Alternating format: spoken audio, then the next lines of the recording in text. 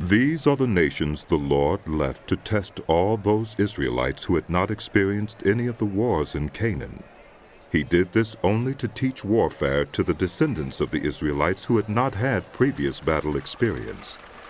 The 5 rulers of the Philistines, all the Canaanites, the Sidonians, and the Hivites living in the Lebanon mountains, from Mount Baal-Hermon to Lebo-Hamath.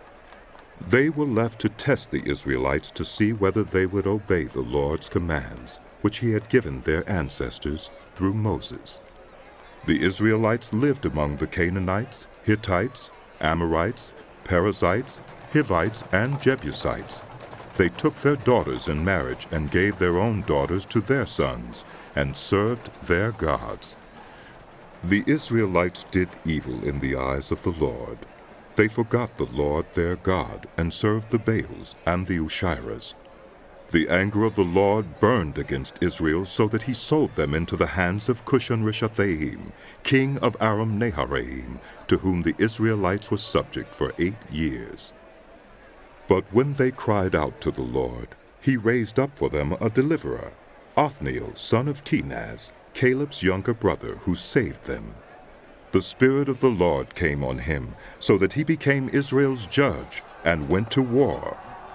The Lord gave Cushan-Rishathaim, king of Aram, into the hands of Othniel, who overpowered him. So the land had peace for 40 years until Othniel, son of Kenaz, died. Again, the Israelites did evil in the eyes of the Lord. And because they did this evil, the Lord gave Eglon, king of Moab, power over Israel. Getting the Ammonites and Amalekites to join him, Eglon came and attacked Israel, and they took possession of the city of palms. The Israelites were subject to Eglon, king of Moab, for 18 years. Again the Israelites cried out to the Lord, and he gave them a deliverer, Ehud, a left-handed man, the son of Gera the Benjamite. The Israelites sent him with tribute to Eglon, king of Moab. Now Ehud had made a double-edged sword about a cubit long, which he strapped to his right thigh under his clothing. He presented the tribute to Eglon, king of Moab, who was a very fat man. After Ehud had presented the tribute, he sent on their way those who had carried it. But on reaching the stone images near Gilgal, he himself went back to Eglon and said, "Your Majesty, I have a secret message for you." The king said to his attendants, "Leave us!" And they all left. Ehud then approached him while he was sitting alone in the upper room of his palace and said, "I have a message from God for you." As the king rose from his seat, Ehud reached with his left hand, drew the sword from his right thigh, and plunged it into the king's belly. Even the handle sank in after the blade, and his bowels discharged. Ehud did not pull the sword out, and the fat closed in over it. Then Ehud went out to the porch. He shut the doors of the upper room behind him and locked them. After he had gone, the servants came and found the doors of the upper room locked.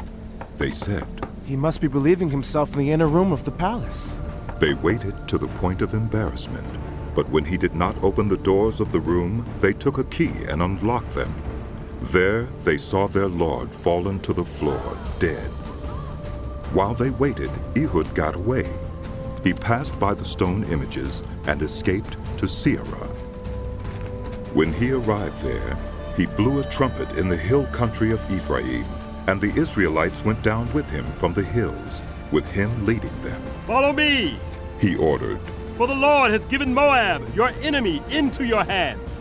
So they followed him down and took possession of the fords of the Jordan that led to Moab. They allowed no one to cross over. At that time they struck down about 10,000 Moabites, all vigorous and strong. Not one escaped. That day Moab was made subject to Israel, and the land had peace for 80 years. After Ehud came Shamgar, son of Anath, who struck down 600 Philistines with an ox goad. He too saved Israel.